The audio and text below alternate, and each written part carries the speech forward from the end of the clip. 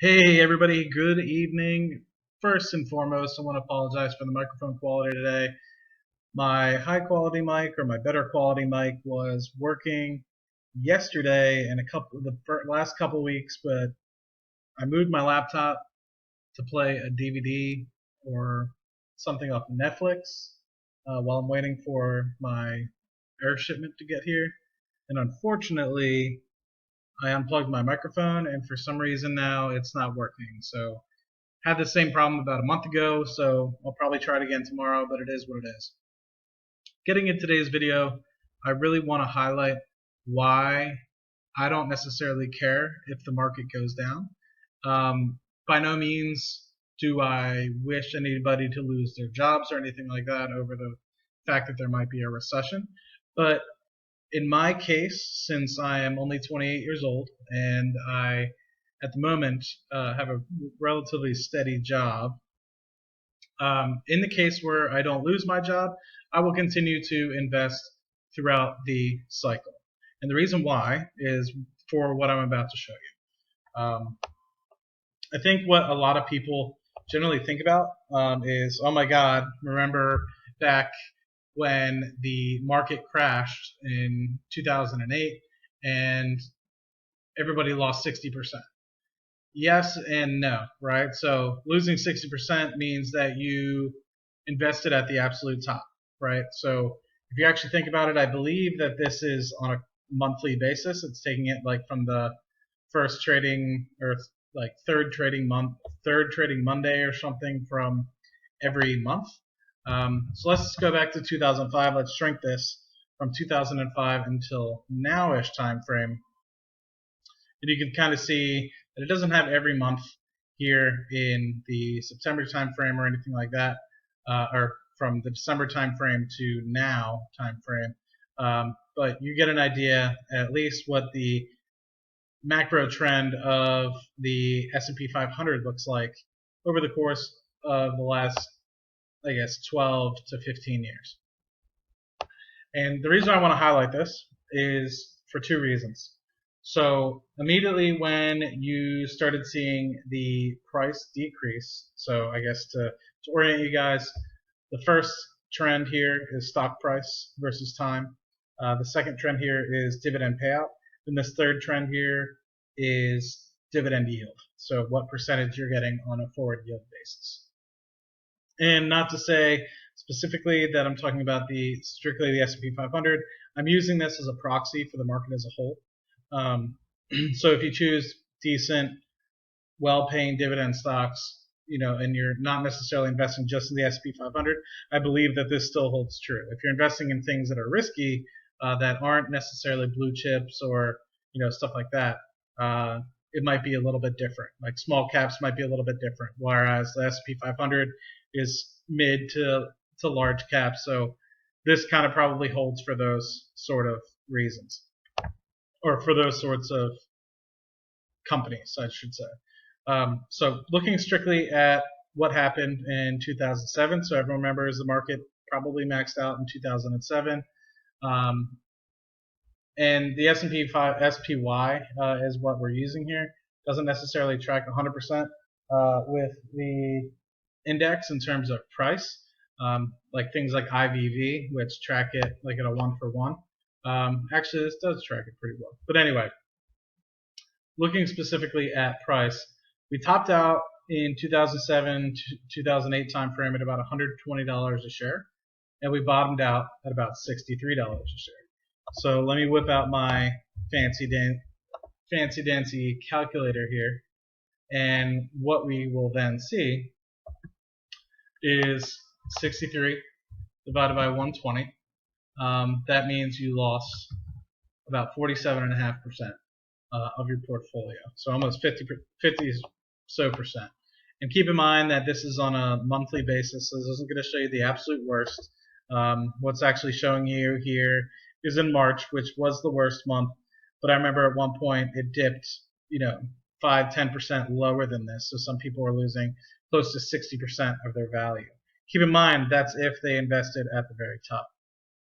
And the reason why I'm going to continue to invest through the cycle is even though the stock price was continued to go down, the dividend payout was almost continuing to rise all throughout that time.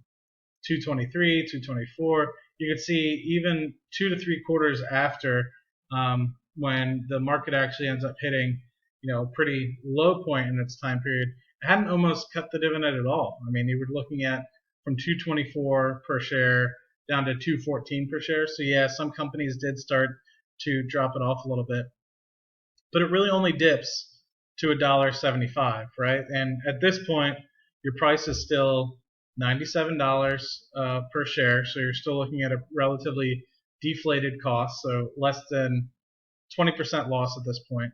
And your payout ratio is deflated. I think I did the calculation earlier. It was like 23% or something like that. So let's just double check what the numbers are. So you go from 224 down to 175. So 175 divided by 224.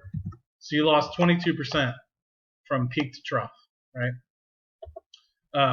All in the while, if you look at the dividend yield, what this basically is showing you is just that, right? I mean, if you start investing in the very down part of the market, when the yield is still doing relatively well, you'll be fine. And even at its worst case, right, at this whole time, on a month-by-month basis, you're accumulating shares at a depressed price. Yeah, okay, yeah, you might have lost 10% off of your dividend yield here, 10% off your dividend yield there. Okay, so let's just see. So even at its lowest point, which was March 2010, for dividend payouts, it takes a year and a half to get back to the point where you were at the lowest or the highest point. So it's really only a year and a half of time of when you're actually losing any sort of payout.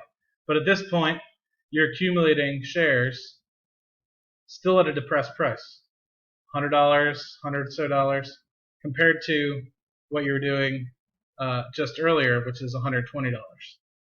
And your yield is now, let's see, back here your yield was 1.6, 1.7.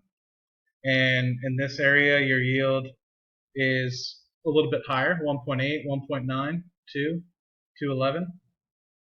So if you think about it, let's just do 1.7 divided by 2. You're getting a 15% increase off of your actual dividends, right?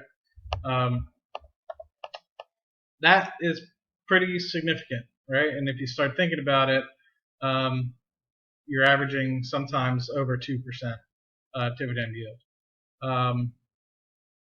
So I think people are looking at this the wrong way. It's like, oh my God, what about a market crash?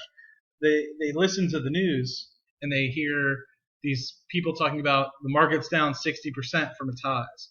Well, you didn't invest all your money at the highs, right? I mean, if you invest steadily throughout every month in a routine amount of investment, say 2,000, or 1%, adding to your portfolio by 1% every single month, you're going to average out your cost basis, and it's not going to necessarily be at the high. And what it shows is, and the same thing happened in 2000 if you pull it out back to 1999. I mean, yeah, your stock price went down, but your yield actually went up from about 1% to over 1.5%. That's a 50% increase in your dividend payments, just for the fact that you're continuing to invest through the cycle. And so I ask you, what is it that you actually want to do with your portfolio?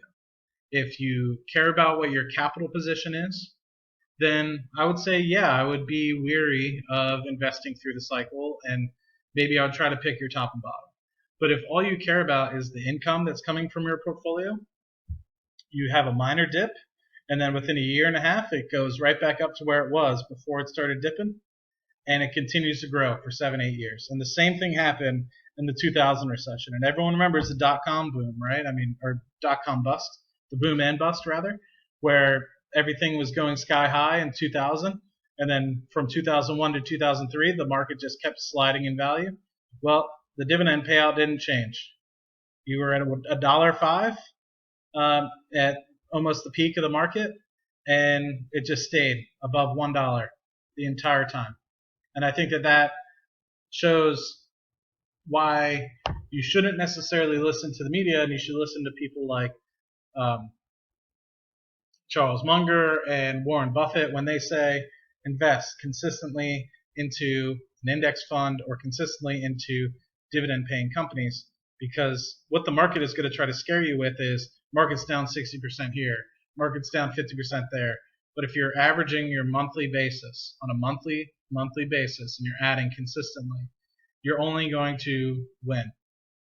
So the only point where you're not going to win and come out ahead in 5, 10, 15 years is if the United States economy absolutely goes bust. And I guess what I'm saying, to keep in mind, and as a disclaimer, if you're 2, 3 years away from retirement, then yes, maybe you should not think about it this way. But for someone like myself, who's only 28, someone like, that's in their mid 30s, mid 40s, who has a little bit of time, that has more than 10 years out, I think that this isn't something that you should necessarily worry about. And I could get burned by saying that, and that's perfectly fine. I'm not a financial advisor, so you shouldn't be listening to me anyway. But just from my point of view, being 28 and seeing what happened, living through the financial crisis, I wasn't investing during that time, but I knew a lot of people that did. Saw my parents and what have you struggle through that and talk about the market being down and what have you. It's like, well, I know still some people that up until a year and a half ago were still out of the market from 2008. And if you think about it, just look at this. People got afraid. They pulled their money out in late 2008, 2009, and they missed this price growth from, almost 3 times as much, or almost 200% increase on their money, just because they were scared. Had they continued to invest through the cycle, they wouldn't have missed out on that 200% growth, and they would have gotten back their money and then some, by over 200 times, or 200%. I'm sorry, not 200 times, but 200%. And they'd be singing a very different tune. So, anyway, really appreciate you guys stopping by the channel. Hopefully this made sense to you, and hopefully this alleviates some of the comments that some folks have been leaving in my comment section. I'm not looking down upon anybody if they're strictly looking at someone, or if they're strictly looking at capital appreciation for their portfolio. But for someone like myself, who only or mostly concentrates on dividends and income replacement, that's just my thought process. So, okay, guys, I'll talk to you soon, and I'll see you on the next video.